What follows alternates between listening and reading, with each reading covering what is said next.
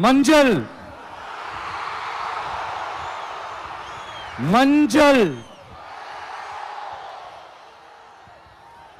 பொதுவா நல்ல காரியங்கள் ஸ்டார்ட் பண்றதுக்கு முன்னாடி இந்த மஞ்சள் எடுத்து வச்சு தான் ஸ்டார்ட் பண்ணுவாங்க.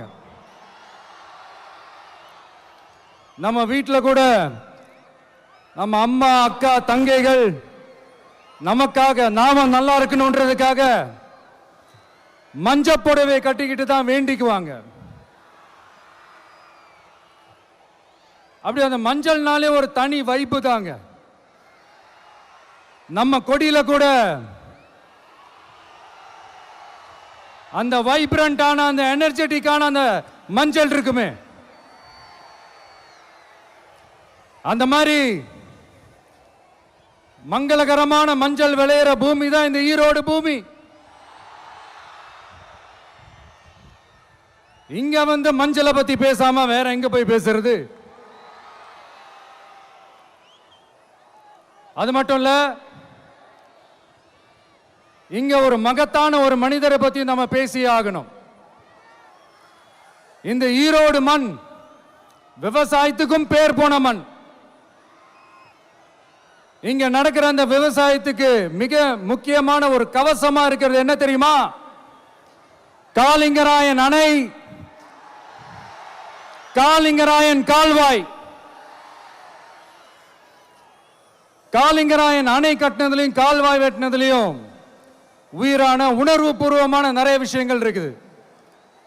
அப்படி அந்த ப்ராசஸ்ல அவர் அந்த அணை கட்டும் போதும் கால்வாய் வெட்டும் போதும் ரொம்ப சோர்வடைஞ்சிட்டாராம். அப்ப அவங்க அம்மா அதை பார்த்துட்டு சொன்னாங்களாம், மகனே காளிங்கா, தயிர் வித்த காசு தாழ்வாரம் வரைக்கும் இருக்குது, மோர் வித்த காசு முகுட வரைக்கும் இருக்குது, அதை எடுத்துக்கிட்டு போய் அணைய கட்டியா கால்வாய வெட்டியான்னு சொல்லி தைரியம் கொடுத்தாங்களாம். பெத்த அம்மா கொடுக்கிற அந்த தைரியம் இருக்கு பாருங்க, அதை தாண்டி வேற எதுவுமே கிடையாதுங்க. ஒரு மனுஷனால எதையும் சாதிச்சு காட்ட முடியும். அப்படி ஒரு தைரியத்தை தான் இப்ப நீங்க, என்னுடைய அம்மா அக்கா தங்கைகள் நண்பா நண்பிகள் தோழர்கள் எல்லாரும் எனக்கு கொடுத்திருக்கிறீங்க. அதே தைரியத்தை, அதே துணையா என் கூட நிக்கிறீங்க. இதை எப்படி நம்ம பிரிச்சு விடலாம்? இதை எப்படி நம்ம கெடுக்கலாம்? என்னெல்லாம் அவதூறுகள் நம்ம விஜய் மேல சொல்லி மக்களை நம்ப வைக்கலாம்? என்னெல்லாம் சூழ்ச்சிகள் நம்ம விஜய் மேல பண்ணி மக்களை நம்ப வைக்கலாம்? இப்படி சூழ்ச்சிகளை மட்டுமே நம்பி பொழப்ப நடத்துற சில சூழ்ச்சிக்கார கூட்டங்கள் இதை தொடர்ந்து செஞ்சுக்கிட்டு தான் இருக்கு. ஆனா அவங்களுக்கு தெரியாது, இது இன்னைக்கு நேத்து வந்த உறவு இல்ல. கிட்டத்தட்ட 30-33 வருஷத்துக்கு மேல இருக்கிற உறவு. ஏன், நான் சினிமாக்கு வந்தப்போ எனக்கு வயசு 10. அப்பல இருந்தே இந்த உறவு ஸ்டார்ட் ஆகி போயிட்டு இருக்கேன்னு அவங்களுக்கு தெரியாம போச்சு. அதனால என்ன பண்ணாலும், நீங்க என்ன ட்ரை பண்ணாலும், எல்லாத்தையும் விட்டுட்டு மக்களுக்காக வந்திருக்கிற இந்த விஜய மக்கள் ஒரு நாளும் கைவிட மாட்டாங்க. மக்கள் கூடவே நிக்கிறாங்க, கூடவே நிப்பாங்கன்னு அவங்களுக்கு தெரியாம போச்சு. என்னப்பா நிப்பீங்கல்ல? உங்களை நம்பிதாப்பா வந்திருக்கிறேன். அதான் இந்த சத்தம் தாங்க வாழ்நாள் பூரா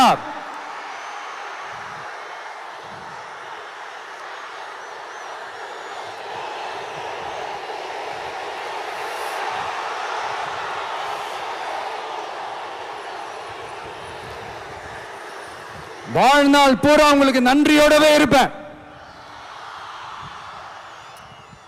இப்போ நம்ம காளிங்கராயன் அவர்கள் அணையை கட்டுறதுக்காக பவானிக்கு போய் பார்க்கும்போது ஒரு இடத்துல ஒரு பாம்பு வந்து உட்கார்ந்துச்சான், படுத்துச்சான். அது படுத்த இடத்துல தான் அவர் அணையை கட்ட ஸ்டார்ட் பண்ணாராம். அப்புறம் அந்த பாம்பு வளைஞ்சி நெளிஞ்சி போற இடத்துலலாம் கால்வாயை வெட்டினார்னு சொல்லி சில வாய்மொழி கதைகள்லாம் சொன்னாங்க. தண்ணியை சேமிச்சு வச்சு குடிக்கிறதுக்கும் விவசாயத்துக்கும். தம்பி கீழே இறங்கு, தம்பி கீழே இறங்குப்பா, ப்ளீஸ் கீழே இறங்குப்பா.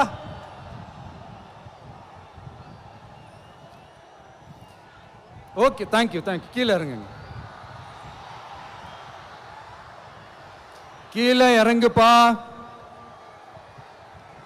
நீ இறங்கினாதான் முத்தம் கொடுப்பேன்.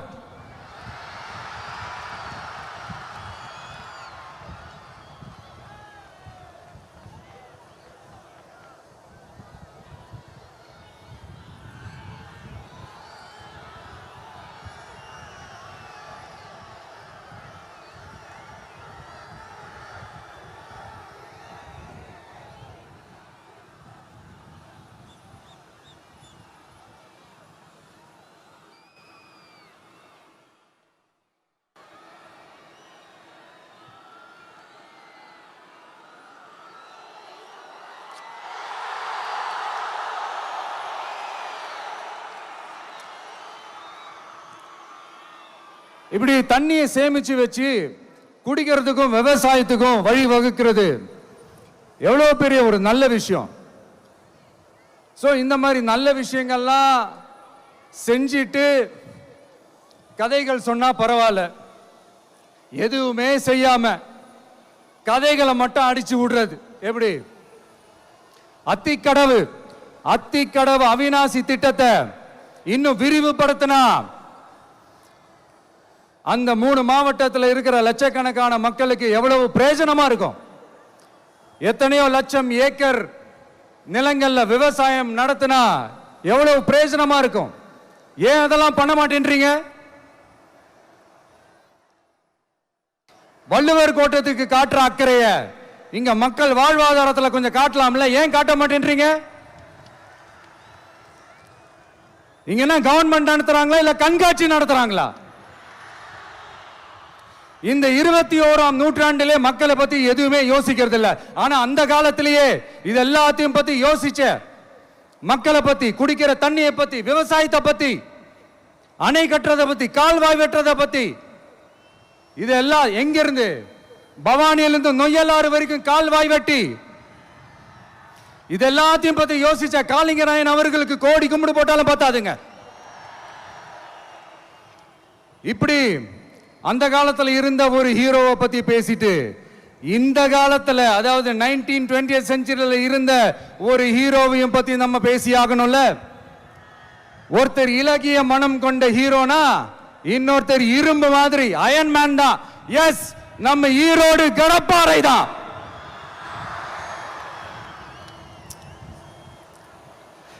ஒட்டுமொத்த தமிழ்நாட்டையே திருப்பி போட்ட சீர்திருத்த நெம்புகோல். ஈரோடு மாவட்டத்தில் பிறந்த அவர்தான் இந்தியாவுக்கே இடஒதுக்கீடு சம்பந்தமான அரசியல் சட்டத்தை திருத்தறதுக்காக போராட்டம் நடத்தினவர் யாரு? நம்ம தந்தை பெரியாரு. 100 வருஷத்துக்கு முன்னாடியே வகுப்பு வாரி பிரதிநிதித்துவம் வேணும்னு கேட்டவர். அன்னைக்கும் சரி இன்னைக்கும் சரி ஒரு ஆச்சரியத்தோட பார்க்கக்கூடிய ஒரு மனிதர், நம்மளுடைய கொள்கை தலைவர். அப்ப அண்ணாவும் எம்ஜிஆரும் யாரு? பெரியார் அவர்கள் கிட்ட இருந்து எங்களுக்கு தேவையான கொள்கைகளை எடுத்துக்கிட்டோம். அவரை ஃபாலோ பண்ற, அவரை வழிகாட்டி ஏத்துக்கிட்ட அண்ணா அவர்கள் கிட்ட இருந்தோம், எம்ஜிஆர் அவர்கள் கிட்ட இருந்தோம் தேர்தல் அணுகுமுறையை எடுத்துக்கிட்டோம். அண்ணாவும் எம்ஜிஆரும் தமிழ்நாட்டோட சொத்து. அவங்கள பயன்படுத்துறத பத்தி யாரும் இங்க கம்ப்ளைண்ட்லாம் பண்ண முடியாது. அண்ணா எங்களோடது, எம்ஜிஆர் எங்களோடது, நீங்களா எடுத்துக்க கூடாது அப்படிலாம் யாரும் இங்க அழுதுட்டு இருக்க முடியாது, சொல்லிவிட்டேன். அதனால நாங்க ஒரு வழியில அரசியல் செஞ்சுக்கிட்டு போயிட்டு இருக்கிறோம். உங்களுக்கு தான் டிவிக்கு ஒரு பொருட்டே இல்லைல்ல, அப்புறம் ஏன் கதறீங்க? அப்புறம் ஆளாளுக்கு அங்க போயிட்டு இங்க போயிட்டு புலம்பி தள்ளிக்கிட்டு இருக்கிறீங்க. இது எப்படி இருக்கு தெரியுமா? எனக்கு பயம் இல்ல, எனக்கு பயம் இல்ல அப்படின்னு சத்தமா சவுண்ட் விட்டுக்கிட்டே சத்தமா பாட்டு பாடிக்கிட்டே இந்த நடுங்கிக்கிட்டே சின்ன பசங்க நடந்து போவாங்க. அந்த மாதிரி இருக்கு. முதல்ல மண்டையில இருக்கிற கொண்டைய மறைங்க சார்.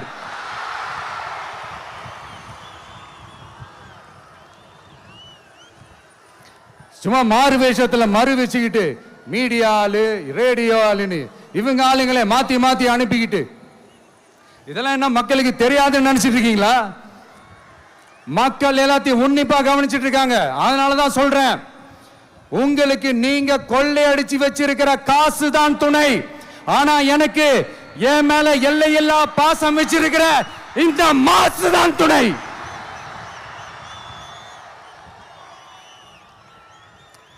இப்படி நமக்கு துணையா இருக்கிற ஈரோடு மக்களுக்காக நான் இப்போ குரல் கொடுக்கலான்னு வந்திருக்கிறேன்.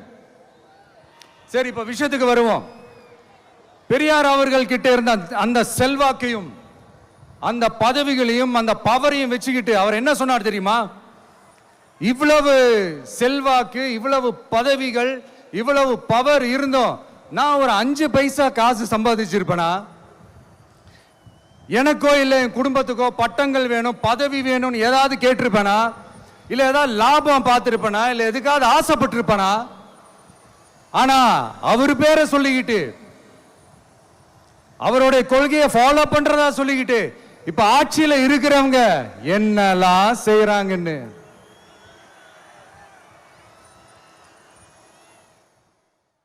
அதனாலதான் சொல்றோம், பெரியார் பேரை சொல்லிக்கிட்டு தயவு செஞ்சு கொள்ளையடிக்காதீங்கயா, தயவு செஞ்சு கொள்ளையடிக்காதீங்க. அவரு பேரை சொல்லிக்கிட்டு பெரியார் பேரை சொல்லி கொள்ளையடிக்கிற இவங்க தான் நம்மளுடைய அரசியல் எதிரி. மக்களை நீங்க சொல்லுங்க, நம்மளுடைய அரசியல் எதிரி யாரு? நம்மளுடைய கொள்கை எதிரி யாரு? ரிப்பீட், நம்மளுடைய அரசியல் எதிரி யாரு?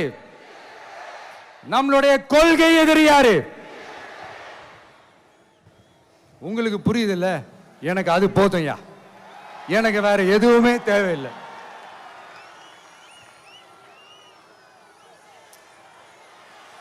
அதனாலதான்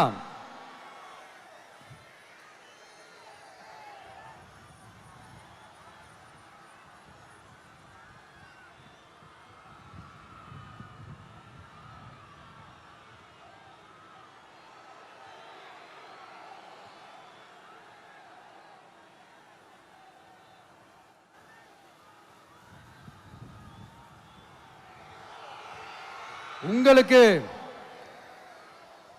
நம்மளை பத்தி நம்ம அரசியலோட நீங்க எல்லாரும் என்னோட அரசியலோட கனெக்டடா இருக்கீங்கன்றது ரொம்ப தெளிவா தெரியுது.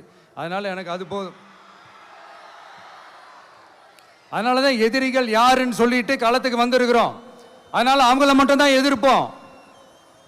அதுவும் அந்த எதிரிகள் யாரு இப்போ இங்க 2026 சட்டமன்ற தேர்தலில் களத்துல இருக்கிறாங்களோ அவங்கள மட்டும் தான் எதிர்ப்போம். சும்மா களத்திலே இல்லாதவங்களையும், களத்துக்கும் அவங்களுக்கும் சம்பந்தமே இல்லாதவங்களையும் எதிர்க்கிற ஐடியாலாம் இல்ல பாஸ்.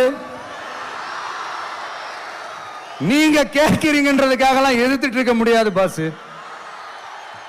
எங்களுக்கு நிறைய வேலை இருக்குது.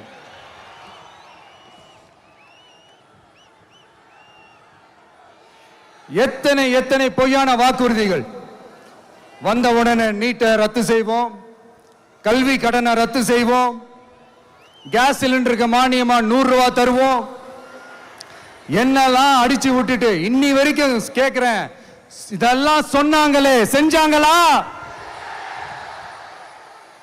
இவங்க எப்பவுமே இப்படிதான், சொல்றது ஒண்ணு செய்யறது ஒண்ணு. திமுகவும் பிரச்சனைகளும் ஃபெவிகால் போட்டு ஓட்டின ஃப்ரெண்ட்ஸ் மாதிரி ஒன்னிலிருந்து ஒன்னை பிரிக்கவே முடியாது. இப்போ ஈரோடு பகுதியில் இருக்கிற பிரச்சனையை பத்தி பேசுவோம். பெரியார் பேரை மட்டும் சொல்லிக்கிட்டு எப்படி அவரோட கொள்கைகளுக்கு எதிராக செயல்படுறாங்களோ அப்படிதான் இந்த மஞ்சள் நகரத்தோட மஞ்சளுக்கும் ஒண்ணும் பண்ணல, மஞ்சள் விவசாயிகளுக்கும் ஒண்ணும் பண்ணல. ஆராய்ச்சி மையம், சிறப்பு மையம்னு கோடி கோடியா டெண்டர் விட்டாங்க, பேருக்கு கட்டிடத்தை கட்டினாங்க. ஆனா உலகமே போட்டி போட்டு வாங்குற மஞ்சளை மதிப்பு கூட்டி விற்பனை செய்ய, அதாவது அதோட வேல்யூ இன்க்ரீஸ் பண்ணி நம்ம விவசாயிகளுக்கும் இந்த மாவட்ட மக்களுக்கும் நன்மை செய்ய இது வரைக்கும் என்ன செஞ்சிருக்காங்கன்னு யோசிச்சு பார்த்தா ஒரு பெரிய ஜீரோ தான்.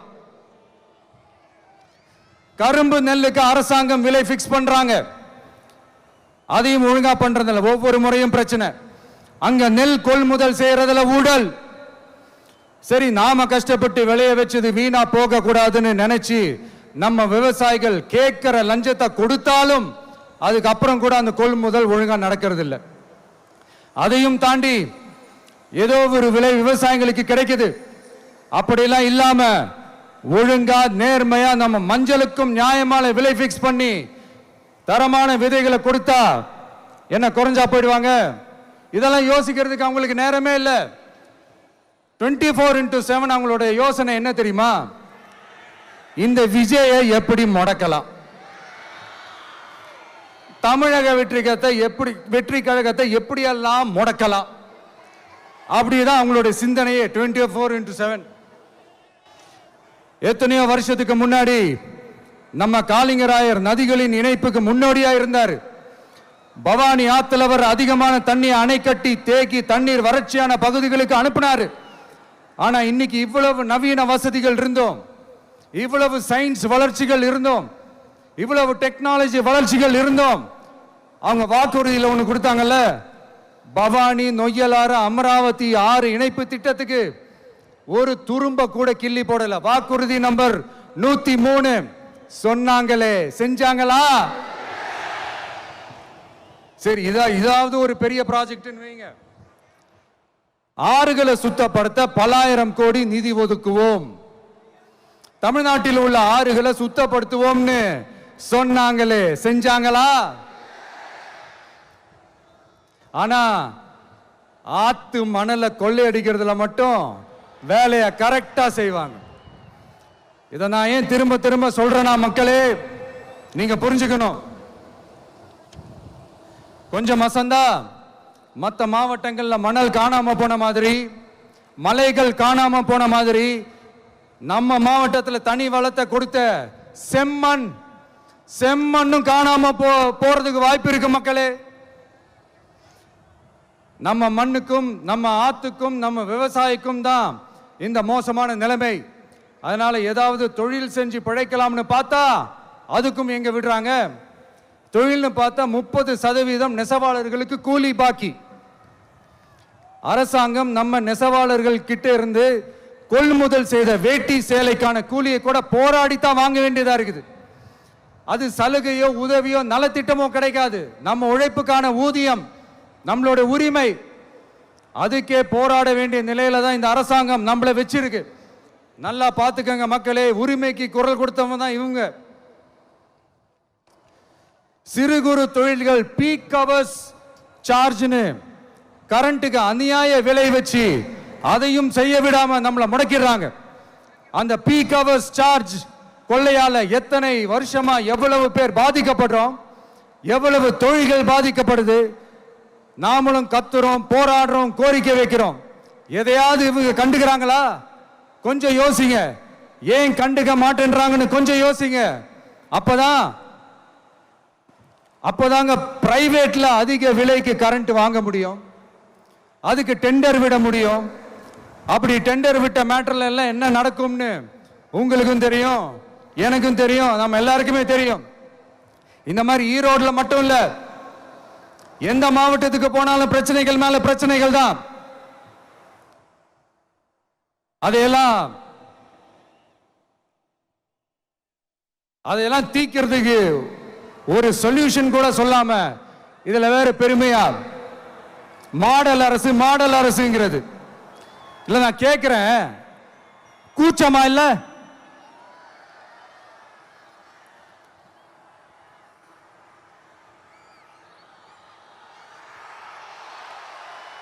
இதெல்லாம் கேட்டா அப்படியே நம்ம பக்கம் யூட்டர்ன் அடிச்சு வந்துருவாங்க.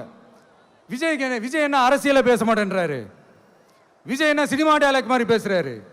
விஜய்னா பஞ்சு டைலாக் பேசுறாரு, விஜய்னா 10 நிமிஷம் தான் பேசுறாரு, 9 நிமிஷம் தான் பேசுறாரு. நான் எத்தனை நிமிஷம் பேசினா உங்களுக்கு என்ன சார்? நான் எப்படி பேசினா உங்களுக்கு என்ன சார்? உள்ள விஷயம் என்னன்னு பாருங்க சார். ஒவ்வொரு மாவட்டத்துக்கும் போய் மக்கள் ஃபேஸ் பண்ற பிரச்சனைகளை எடுத்து பேசிட்டு இருக்கிறேன். பின்ன அது அரசியல் இல்லாம வேற எதுதான் அரசியல்? உங்களை மாதிரி தனிப்பட்ட முறையில் தரக்குறைவா அசிங்கமா பேசுறதுதான் அரசியல்னா அந்த அரசியல் நமக்கு வராது. வராதுன்னா நல்லாவே வரும். உங்களை விட எனக்கு அது நல்லாவே வரும். வேணான்னு விட்டு வச்சிருக்கிறோம். அப்புறம் உங்களுக்கு நமக்கு என்ன வித்தியாசம்? காஞ்சிபுரத்தில் நாம பேசும்போது இந்த மாதிரி உங்களால் அமைக்கப்பட போற ஆட்சியில நம்ம ஆட்சிக்கு வந்த உடனே என்னெல்லாம் செய்ய போறோம்ன்றது சிலது சொன்னோம். அதையெல்லாம் தப்பா புரிஞ்சுக்கிட்டு இப்போ சொல்றேன், விளக்கமா சொல்றேன். நான் சலுகைகளுக்கு எதிரானவன் கிடையாது. மக்களுக்கான சலுகைகளை இலவசம்னு சொல்லி அசிங்கப்படுத்துறதுல எனக்கு உடன்பாடு கிடையாது. மக்கள் காசுல மக்களுக்கு செய்யறதை எப்படி இலவசம்னு சொல்லுவீங்க? அப்படியே செஞ்சிட்டாலும் ஓசில போறேன்னு சொல்லி அசிங்கப்படுத்துறீங்க. என்ன கேட்கறதுக்கு ஆள் இல்லைன்னு நினைச்சீங்களா? மக்களுக்கு ஒண்ணுன்னா இந்த விஜய் வந்து நிப்பா, இந்த விஜய் வந்து கேள்வி கேட்பா. இந்த விஜய் எப்பவுமே மக்கள் பக்கம் தான். அதே மாதிரி மக்களும் என் பக்கம் தான். என் மக்கள் மானத்தோட மரியாதையோட கௌரவத்தோட வாழணும். என் மக்கள் யாருக்கும் கீழே கிடையாது. அப்படி அவங்க கௌரவத்தோட வாழணும்னா அவங்களுக்கான வாழ்க்கை தரம் உயரணும். வாழ்க்கை தரம் உயரணும்னா அவங்களோட வாழ்வாதாரம் உயரணும். வாழ்வாதாரம் உயர்ந்தாதான் பொருளாதாரம் உயரும். பொருளாதாரம் உயர்ந்தாதான் வசதி வாய்ப்புகள் உயரும். இதெல்லாம் உயர்ந்தாலே ஆட்டோமேட்டிக்கா அவங்களோட வாழ்க்கை தரம், அவங்களுக்கான மரியாதை, அவங்களுக்கான கௌரவம் எல்லாமே உயரும்.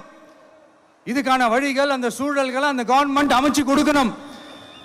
இதுக்கான அந்த திட்டங்களை செயல்படுத்தணும். இதெல்லாம் செஞ்சாதான் அந்த அரசாங்கம் ஒரு நல்ல அரசாங்கம். இதைத்தான் சொன்னோம்.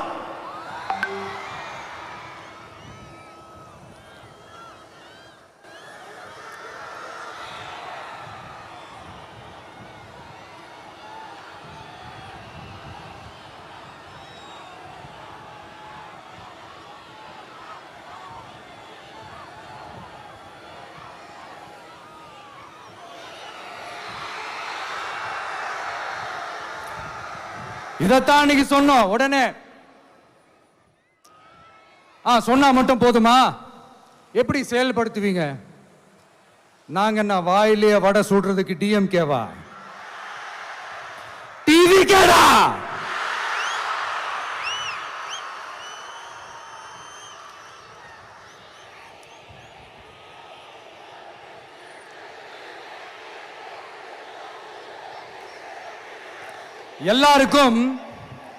எல்லாருக்கும் நிரந்தரமான ஒரு வீடு இருக்கணும்னு சொன்னோம். உடனே எங்க ஆட்சியிலே நாங்க எல்லாரும் வீடு கட்டி கொடுத்துட்டோமே அப்படிங்கிறது இல்ல. நான் கேட்கிறேன், இங்க உங்களை தான் கேட்கிறேன், இங்க வாடகைக்கு இருக்கிறவங்களே இங்க யாரும் இல்லையா? எல்லாருக்கும் சொந்தமா வீடு கட்டி கொடுத்துட்டாங்களா? அடுத்து வீட்டில் இருக்கிற ஒவ்வொருத்தரும் மினிமம் டிகிரி படிச்சிருக்கணும் அப்படின்னு சொன்னோம். உடனே எங்க ஆட்சியிலே எல்லாரும் டிகிரி படிச்சு முடிச்சிட்டாங்களே அப்படிங்கிற மாதிரி சொல்றது அது உண்மைனா? ஸ்கூல் லெவல்லையே டிராப் அவுட்ஸ் அதிகமானது யாரோட ஆட்சியிலங்க?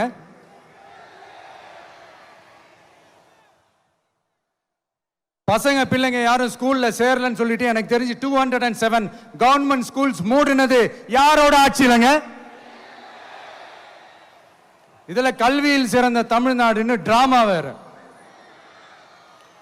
அடுத்து குடும்பத்தில் ஒருத்தருக்கு நிரந்தரமான வருமானம் வரணும், வேலை வாய்ப்பு கிடைக்கணும் அப்படின்னா நாங்க கொடுக்காத வருமானமா, நாங்க கொடுக்காத வேலையா அப்படிங்கிறது. எத்தனையோ லட்சம் காலி பணியிடங்கள் நிரப்புவோம்னு வாக்குறுதி கொடுத்துட்டு ஆட்சிக்கு வந்தீங்களே, எத்தனை லட்சம் காலி பணியிடங்களை நிரப்புனீங்க? அட்லீஸ்ட் 1 லட்சம் காலி பணியிடங்களாவது நிரப்புனீங்களா? இதெல்லாம் சொல்லிட்டு மக்களை ஏமாத்துறது யாரோட ஆட்சி இல்லைங்க? அடுத்து ரொம்ப முக்கியமா பெண்களுக்கு பாதுகாப்பு இல்லை, சட்டம் ஒழுங்கு சரியா இல்லைன்னு சொன்னா தமிழ்நாட்டில் பெண்கள் பாதுகாப்பு தான் அதிகமா இருக்குதான். நீங்க சொல்லுங்க மக்களே, பெண்கள் பாதுகாப்பு இருக்கு, சட்டம் ஒழுங்கு சரியா இருக்கு? அவங்க சொல்றது உண்மையா? அவங்க சொல்றதை நீங்க ஏத்துக்கிறீங்களா? சத்தமா கேக்குதா சார்? இதுதான் ரியாலிட்டி, இதுதான் நிஜம். நம்மளுடைய ஆட்சியில சட்டம் ஒழுங்குல சமரசமே இருக்காது. அதனாலதான் இவ்வளவு ஸ்ட்ராங்கா சொல்றோம், தைரியமா இருங்க மக்களே. இந்த மாதிரி விஷயங்கள்லாம் நம்ம மக்கள் கிட்ட எடுத்து சொன்னா உடனே இந்த இது எடுத்துட்டு வந்துருவாங்க.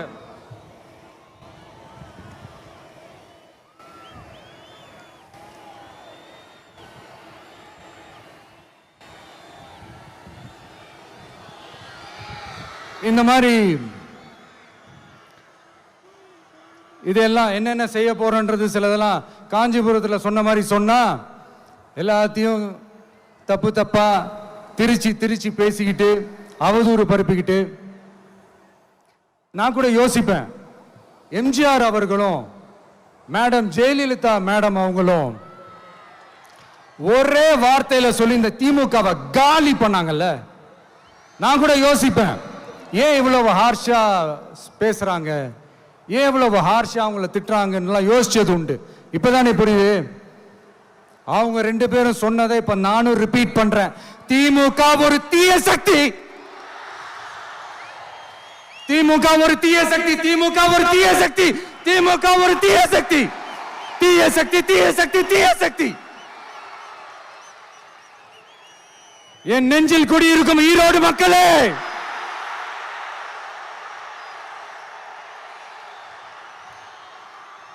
டிவிகே ஒரு தூய சக்தி. எப்படி? டிவிகே ஒரு தூய சக்தி. தூய சக்தி டிவிகேவுக்கும் தீய சக்தி டிஎம்கேவுக்கும் தான் போட்டியே.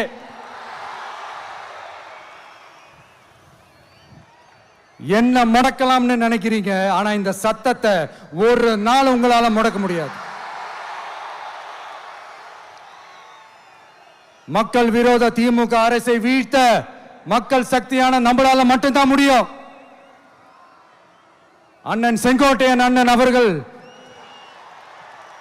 நம்ம கூட வந்து சேர்ந்தது நமக்கு ஒரு மிகப்பெரிய ஒரு பலம். அந்த மாதிரி செங்கோட்டையன் அண்ணன் அவர்கள் மாதிரி இன்னும் நிறைய பேர் வந்து சேர இருக்கிறாங்க. அவங்க எல்லாருக்குமே அந்த உரிய அங்கீகாரத்தை கொடுப்போம். அது மட்டும் இல்ல, அப்புறம் இன்னொரு விஷயம் சொல்ல மறந்துட்டேன். இப்போ ரீசண்டா ஒரு இடத்துல நம்ம சிஎம் சார் அவர்கள் பேசும்போது சொன்னாங்க, என் கேரக்டரையே புரிஞ்சுக்க மாட்டேங்கிறேன். இது சினிமா டயலாக் இல்லையா? நான் ஏதாவது பேசினா சினிமா டயலாகா? சார் பேசினா அது சினிமா டயலாக் இல்லையா? சிலப்பதிகாரத்திலிருந்து எடுத்ததா அந்த லைன். என் கேரக்டரையே புரிஞ்சுக்க மாட்டேன்றது. உங்களை எப்படிதான் சார் புரிஞ்சுக்கிறது? எந்தெந்த விஷயத்துலலாம் சார் உங்க கேரக்டர் நாங்க புரிஞ்சுக்கிறது? அதையும் நீங்களே சொல்லிட்டீங்கன்னா கொஞ்சம் நல்லா இருக்கும் சார். சட்டம் ஒழுங்குல நாடே சந்தி சிரிக்குது, அதுலயா? பெண்கள் பாதுகாப்புல நாடே சந்தி சிரிக்குது, அதுலயா? பொய் வாக்குறுதிகளா கொடுத்து ஏமாத்தி ஆட்சிக்கு வந்தீங்களே, அதுலயா? எதுலதான் சார் உங்க கேரக்டர் நாங்க புரிஞ்சுக்கிறது? ஆனா ஒண்ணு, தமிழ்நாட்டில் ஆட்சி செய்யற நீங்களும் சரி, ஒன்றியத்தில் ஆட்சி செய்யறவங்களும் சரி, நீங்க ரெண்டு பேரும் முதல்ல என்னோட கேரக்டரை புரிஞ்சுக்கணும் சார். என்னோட கேரக்டர்னு சொன்னது நம்ம மக்களோட கேரக்டரை. 2026 சட்டமன்ற தேர்தலோட அந்த கேரக்டரே கொஞ்சம் வேற மாதிரி சார். அதை கொஞ்சம் தயவு செஞ்சு நீங்க புரிஞ்சுக்கணும் சார். புரிஞ்சுக்கலன்னா மக்களே உங்களுக்கு புரிய வைப்பாங்க சார். கான்பிடென்டா இருங்க சார், நல்லதே நடக்கும் சார். வெற்றி நிச்சயம் சார். மீண்டும் சந்திக்கும் வரை நன்றி, வணக்கங்க சார். நண்பா, நண்பிகள், இங்க வந்து எல்லாம் வந்து பார்த்தோம், எல்லாம் நல்லபடியா நடந்தது. சேஃபா வந்துட்டு சேஃபா வீட்டுக்கு போயிடுங்க. எனக்கு எல்லாத்தையும் விட நீங்க தான் எனக்கு முக்கியம். தயவு செஞ்சு சேஃப்டியா போயிட்டு வாங்க. ஒரு ஈரோடு செல்ஃபி ஒன்று எடுப்போமா?